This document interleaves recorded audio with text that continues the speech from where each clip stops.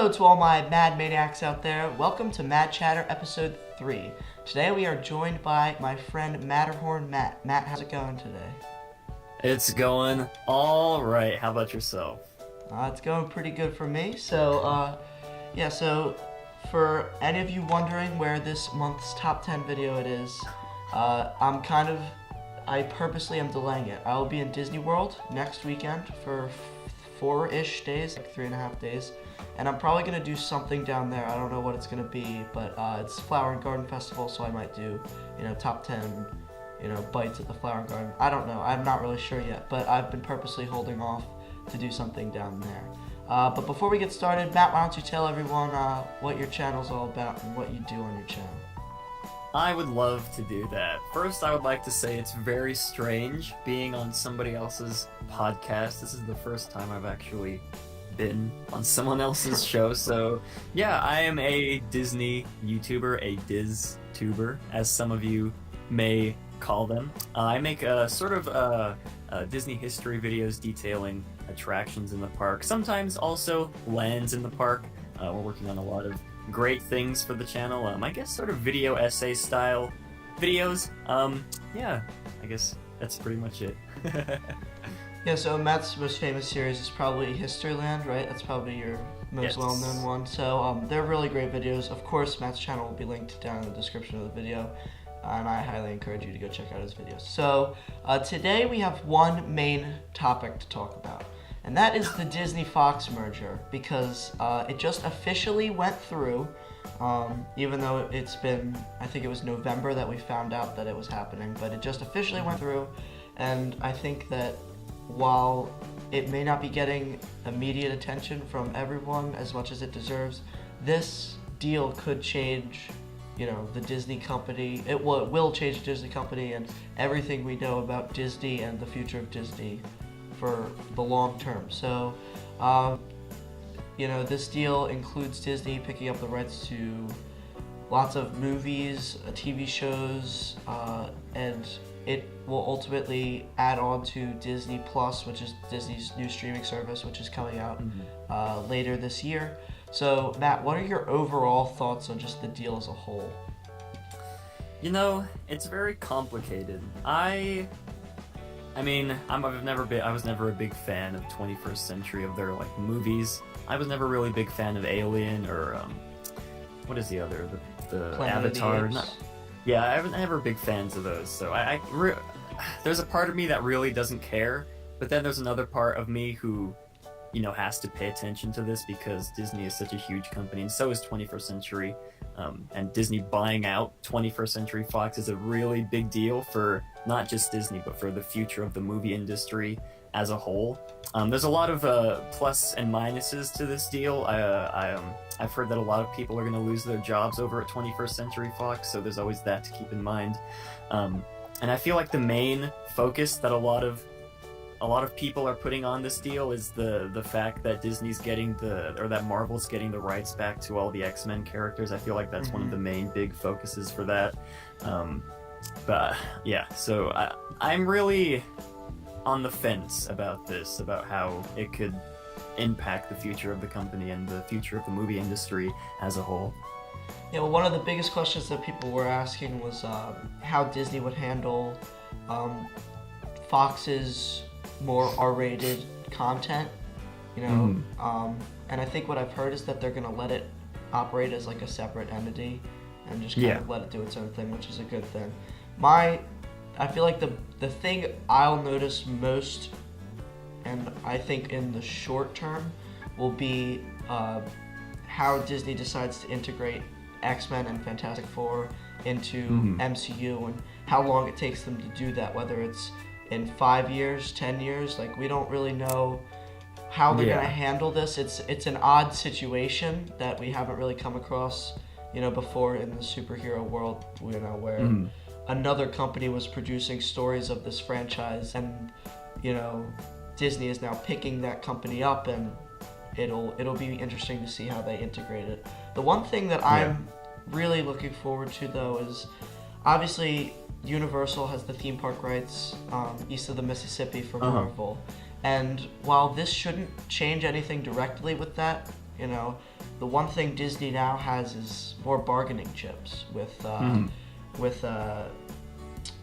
Universal. I saw, DSMY Newscast just did a video, and I'll link that video also down in the description, where they explained kind of what this deal could mean for the Universal and Disney theme park rights for Marvel. And I feel like Disney's best play will be to wait until the Simpsons Land contract is up for Universal, and then increase how much the license is for that, and then kind of make a deal and offer up like, hey, we have Planet of the Apes and Alien, and you can make some cool horror rides that could be year round instead of just at Halloween Horror Nights, and they could kind of wager with Universal a bit and give them stuff that, like, we all know Disney's most likely never going to try to do anything with The Simpsons or Planet of the Apes, you never know, but like they're most likely not going to do anything with those brands. So at the very least, you could utilize that license as a bargaining chip with Universal. Yeah, I could see that happening. Then again, who knows how long that'll take? I feel like that won't come anytime soon. Maybe in like you said, 5, maybe even 10 years, maybe more. You never know. But I'm really looking forward to having actual Marvel characters in the Walt Disney World theme parks, because now I think it's just Guardians of the Galaxy. If I'm mistaken, they have a meet and greet for that, unless they close that. I don't really keep up with Walt Disney World as much, but yeah. Yeah, so they started construction on the stuff in Disneyland, on the Marvel Land up there, which I'm looking forward to. And I personally have never been to Disneyland because it's kind of a hike from where I live on the East Coast. So I keep like saying, oh, I'll go when this opens and when this opens. So at first I was like, oh, well, they're building Galaxy's Edge, and even though we're getting that here, I'll wait, and then once that opens, I'll go. And now they're building this Marvel Land, and I'm like, well, I feel like because we're not going to get a Marvel Land anytime soon, I have to wait till that opens to go. So I don't know. Eventually, we'll just have to make the call and head over. But I'm glad that Disney is embracing the Marvel brand in the theme parks, and they're obviously building lands in almost all of their, parks except for Disney World. So, as someone who primarily goes to Disney World, it's a little bit disappointing.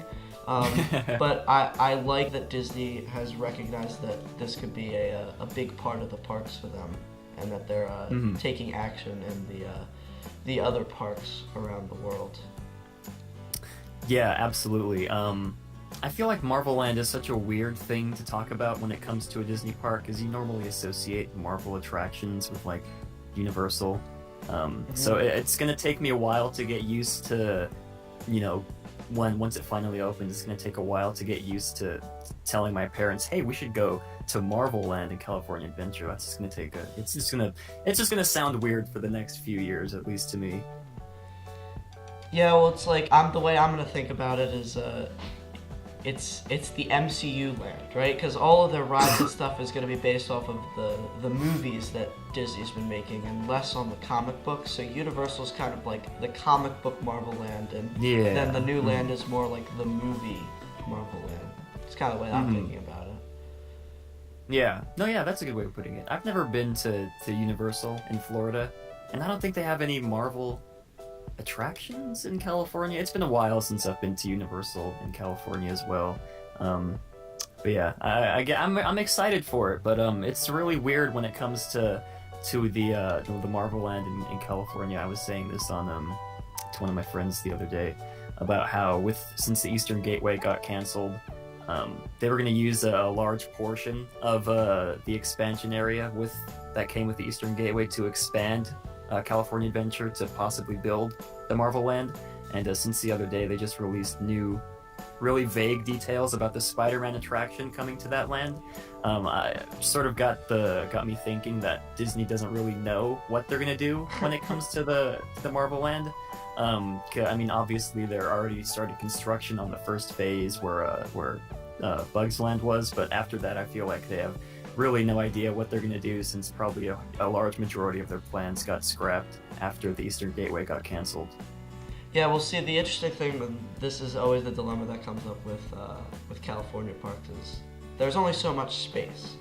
Mm-hmm. And Disney wants to make sure that with the space that they have, they're making as much money as they can off of each square inch of park space that they have. Because at a certain point, they can't go any bigger. Like, at a certain point, they're out of space, and whatever they have is there unless they decide to do what they did to a Bug's Landing, close it down, and then, replace it. But I wouldn't be surprised if Disney didn't really know for sure. I bet they have a general idea that they're not releasing yet because they feel like at any point they could change it or adjust it, and they don't feel like it's confirmed enough.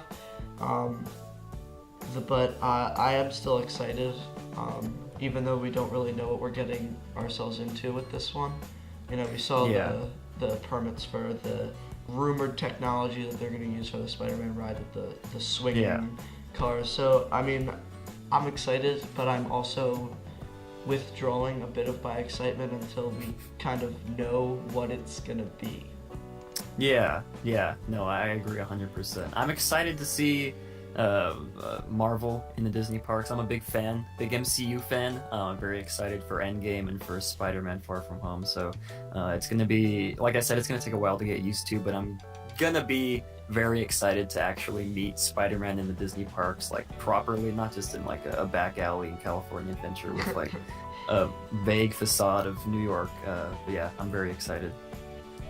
Yeah, so I think with that we'll kind of segue into they just released a new Endgame trailer, and it gave us kind of a better look at the movie, but still holding back enough that we don't know the plot yet. So it's an interesting trailer because you look at it, you try to analyze it, and you think that you might be right. And just real quick, spoiler warning in case you don't want to know what happened in the trailer or anything like that. But yeah, so what were your overall thoughts on this new trailer?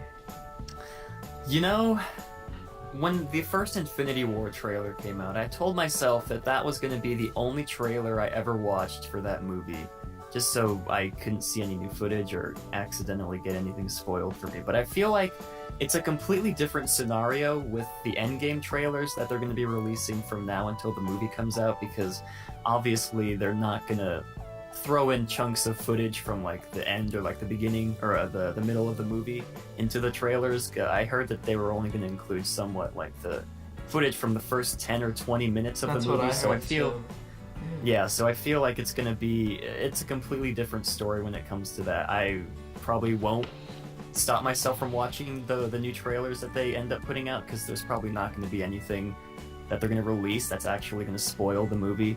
But I'm very excited for Endgame. I loved Infinity War. I'm excited to see where the franchise goes from here. I'm excited to see how they end up beating Thanos, whether or not it be Ant-Man crawling up Thanos' butt and getting really big. But yeah, I thought the trailer was really nice. It showcased a lot of, I don't know. I'm not that big on analyzing trailers, but I feel like the movie's going to be really amazing. I'm going to buy the tickets, but yeah.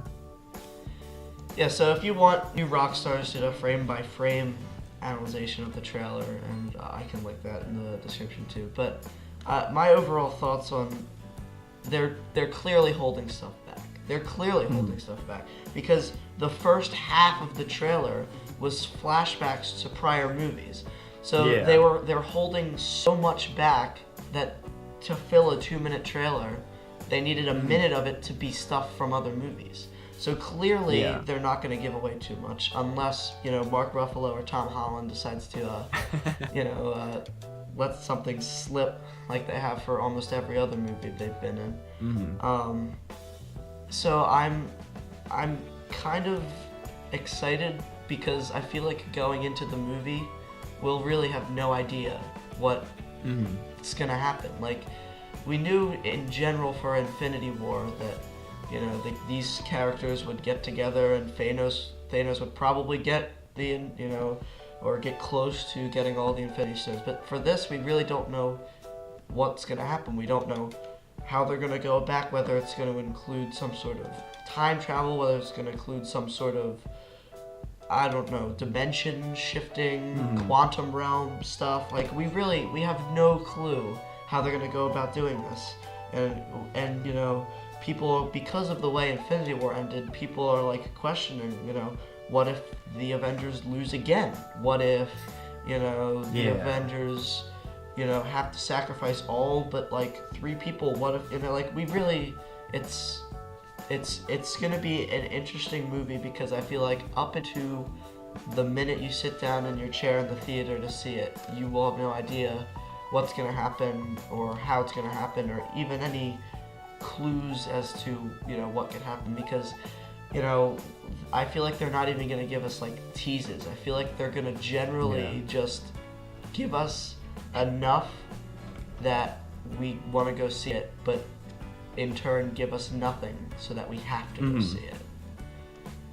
Yeah, I told myself that if Marvel did absolutely no promotion for this movie, I'm sure everybody was still going to end up seeing it, just because they were, you know, such a cliffhanger at the end of Infinity War. But I don't know, it's really weird. With Infinity War, at least you knew that Thanos was most likely going to end up getting all the Infinity Stones, end up snapping and erasing half of the population from the universe. At least you knew that was going to, at some point, some variation of that was going to happen in the movie. But with this one, there's so many different options, so many different paths that the movie can go. Like you said, are they going to do time travel, quantum, different dimensions? There's a bunch of different options that the Avengers have, and to end up defeating Thanos and reversing the snap. So it's really fun to read all the crazy theories that people have posted. I watched a YouTube video earlier today about how this guy, I don't know if he jokingly predicted this or if he was 100% serious, but he predicted that Spider-Man Far From Home is not a real movie, and that they were just sort of faking out everybody to think that at the end of Endgame, the Avengers end up defeating Thanos and reversing the snap, and they just, I don't know, filmed all these scenes for the trailer just to fool everybody. I thought that was a pretty fun theory.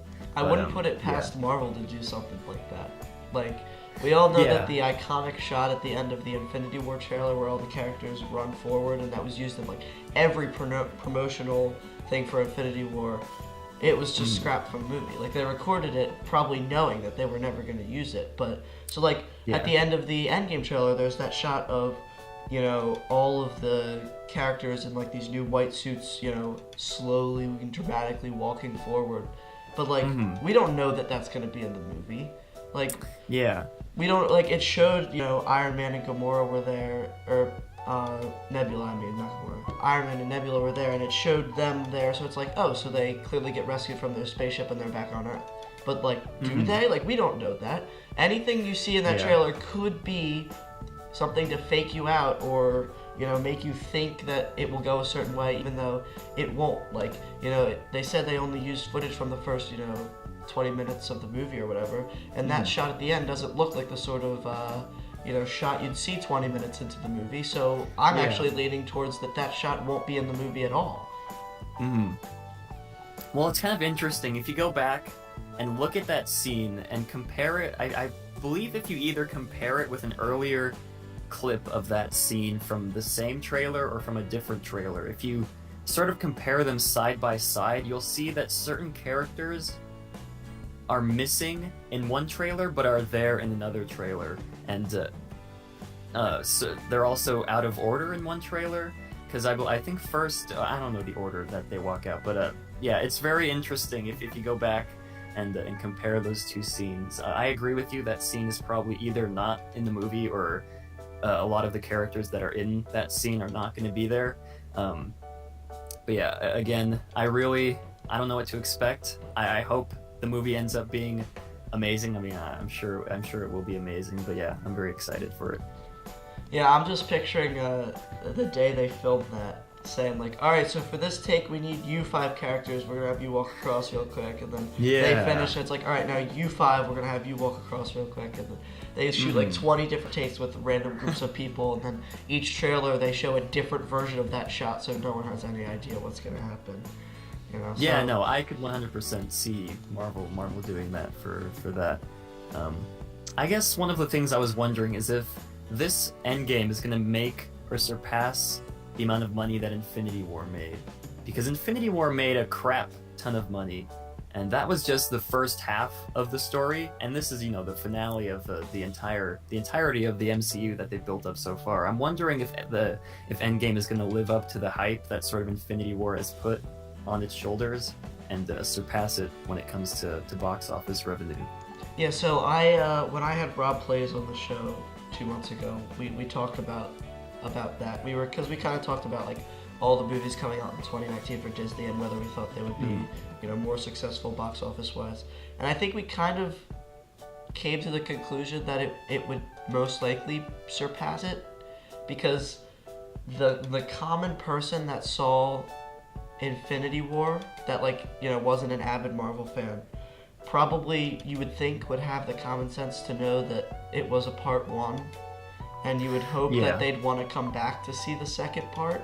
But it's all about, I guess, how much promotion they do, and I do think it'll pass. I don't think by much, because I think it'll generally be the same people that saw it the first time that will see it the second time. But I feel like there will be people that didn't see Infinity War that watched it when it was on Netflix or something like that now will want to go see Endgame. So I'm relatively confident it'll make more, but I wouldn't be surprised if it didn't make more, just because it made so much for a superhero movie that it's the bar is really high. Yeah, the bar is really high. I hope it surpasses Infinity War. I mean, again, I don't really know if it will. I agree with what you said, that people will end up, like the common moviegoer will end up wanting to come back and see what happens to the Avengers, how they end up getting undusted. But I don't know. It's really weird, just because Infinity War did make so much money, I can't really see another movie of the same genre a year after Infinity War making at least the same amount or even more. It's just really crazy to me. Yeah, it made so much, but for me, and this is coming from an avid Marvel fan who's seen every movie probably multiple times, but I can't imagine seeing Endgame or seeing Infinity War and not wanting to see Endgame. I don't know how someone who, and again, it might be different for someone who hasn't seen the rest of the movies or doesn't care as much about superhero movies, but as someone who saw Infinity War, and all my friends that saw it with me can attest to the fact that when that movie ended, I sat there in shock for probably about 5 minutes and just tried to process everything that happened in that movie. And I don't see how anyone could go through that movie with the emotional roller coaster that it was and not want to see how the story ends, because even though while it's not technically a part 1 and part 2, it really is. It was supposed to be called Infinity War Part 1 and 2, and then they changed it to Infinity War and Avengers Endgame. But I'm not really sure how someone would not want to see that movie unless they really didn't enjoy Infinity War for some reason. Yeah, no, I agree with you. I loved Infinity War. I guess, I don't know. I'm guessing more people are gonna rewatch Endgame rather than Infinity War, but that's just my opinion. That's what I'd probably do. But very excited for the movie to come out. All right, so real quick, we're just gonna do one last quick topic because I feel like it should be addressed. They just did a new trailer for Toy Story 4, and that's a movie I'm also very much looking forward to. I've talked about this on the podcast here before. I'm conflicted about this movie because I'm excited for it, but it's not necessary. I feel like Toy Story 3 wrapped up the story well, and there's really no reason to have a Toy Story 4 other than to make money. Now, I know people have said that this one is going to be even more emotionally gripping than Toy Story 3, but I mean, I don't know. Toy Story 3 was such an emotional movie, and it wrapped up the series so well that when I heard they were making a fourth one, I was more confused than excited. And obviously, the trailers have got me more excited. But I'm still on the fence about this movie as a whole, why it exists. So what are your thoughts on the movie, and what did this new trailer cause you to think about it?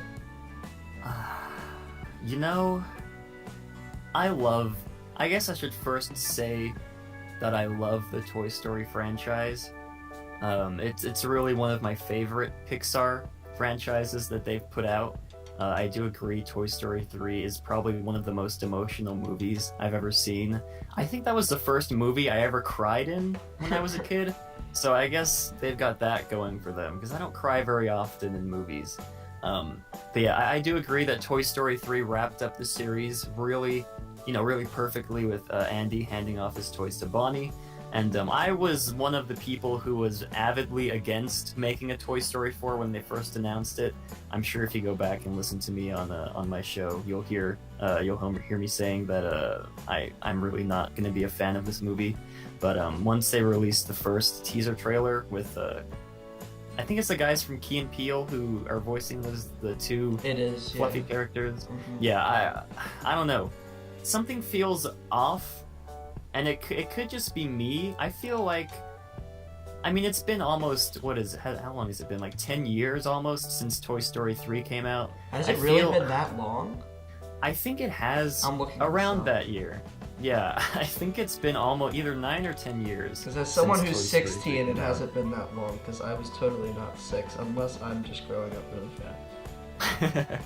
Wow, it was 9 years ago. Holy crap. 9 years, yeah. That's... Oh, wow. Well, that was a lot longer ago than I thought it was. I would have guessed 6 years ago or something like that. So yeah, it's almost 10 years. Wow. Yeah, it's pretty wild, but I'm still very much on the fence about this movie. A lot of the theories I've seen online is that Bo Peep is going to be the secret twist, villain, which would, in my opinion, be a terrible idea. Because they've done 2 other twist villains in their Toy Story movies. In the second movie with Stinky Pete, and then in the third with Lotso. And then doing it again in the fourth seems kind of, repetitive and sort of give off the vibes that they don't really have any new ideas when it comes to villains in the Toy Story movies. And, Toy Story doesn't really need a villain to begin with, in my opinion. The first one had Sid, but I don't really count that. I don't really count him that much as a villain. I feel like with the fourth, I hope they don't have a villain almost, and it's just an emotional, character-driven story with all the toys. Woody getting separated with Sporky trying to find his way back home, and then I guess, judging from the trailer, Bo Peep puts some sort of what's the word I'm looking for? Sort of doubt in his mind about whether or not he wants to go back to Bonnie. Which I think is the first we've seen from Woody. I know in the first movie, Buzz sort of had the same sort of doubt about whether or not he was going to be a good toy for Andy. I don't think we've ever seen that from Woody. It's been a while since I've seen the Toy Story movies, so I could be wrong. But yeah, I'm still very much on the fence. I'll probably end up seeing it in theaters, probably. But yeah. Yeah, I mean, I saw a tweet from Defunctland that was something to the effect of, Woody gets separated from the group and has to find his way back. What an original concept. And I laughed at it because if it does end up being that Woody gets separated from the group, meets up with Bo Peep, and then Bo Peep is the, mystery villain, I'll enjoy the movie, I feel like, but I'm gonna also be disappointed because it's like, come on, like you really didn't need to do that. Bo Peep was a well-liked character in the first 2 movies that she was in, and it's just not necessary. And it's not even a mystery villain in the sense that we just got our first trailer and people are already guessing that she's the villain. So it's not even like it's a huge plot twist. Like, if it happens in the movie, I'm not going to be surprised or anything. I'm just going to be kind of disappointed. So, I mean, every time I see a trailer for this movie, I get excited for it. And I also take a step back and question a lot about it.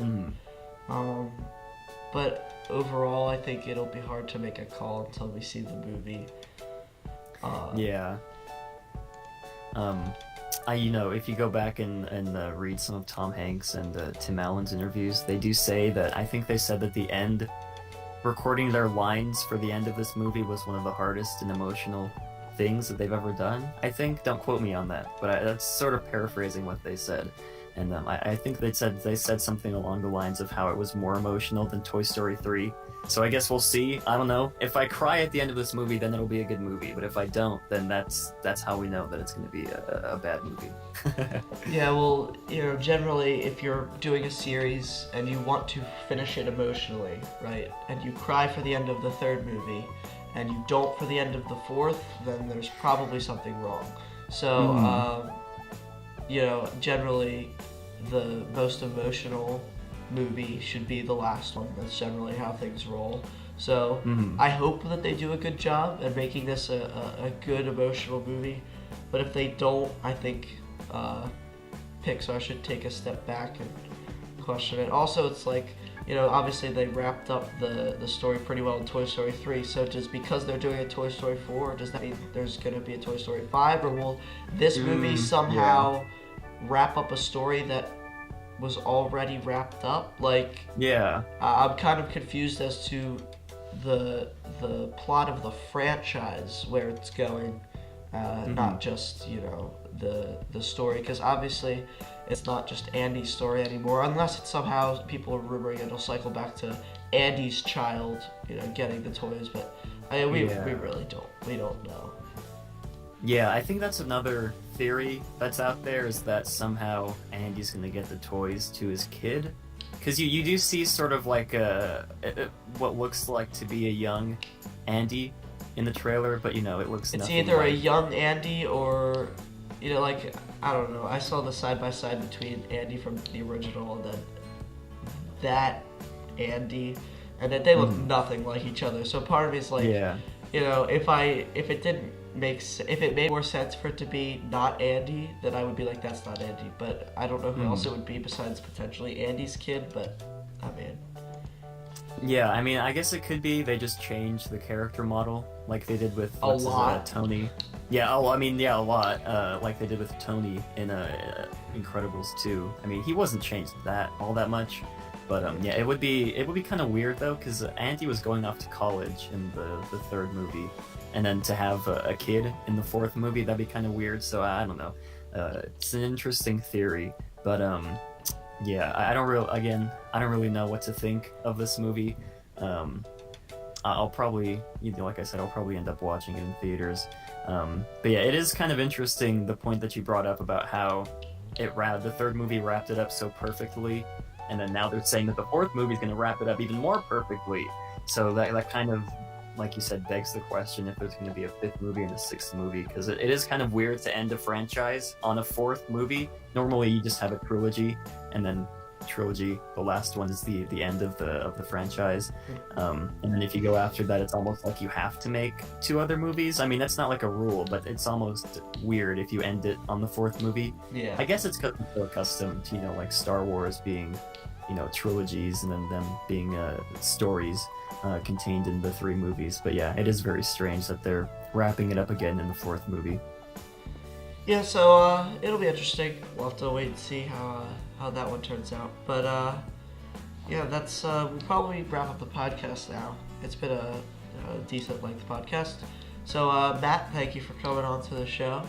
No problem. Had a lot of fun. I hope you enjoyed it. Do you want to plug any socials real quick? Oh man, do I got socials to plug? You guys can follow my Twitter, Matterhorn Matt, and you can also follow my Instagram. I'm going to be posting more on Instagram for everybody who wanted me to post more. Matterhorn.Matt, so you guys can follow that. Of course, my YouTube channel. We got a lot of big things planned for the channel. If you guys like the recent episode of Historyland, you're going to love what we're planning for the future, coming months, coming years as well for the channel. So yeah, I'm glad I could be here. I had a lot of fun. Thank you for coming. And then real quick, I'm just going to say, like I said, I'll be at Disney next week. So follow my Twitter at, MADABT Disney. A lot of you guys probably follow that, but a lot of you guys might not know. I also have an Instagram account that not many people follow, because I just started up and I haven't posted much on it, but I'll be at Disney, and I'm probably doing a lot on Instagram stories while I'm down there. So if you guys want to follow along on my trip next weekend to Disney, go follow my Instagram, which is also MadABT Disney.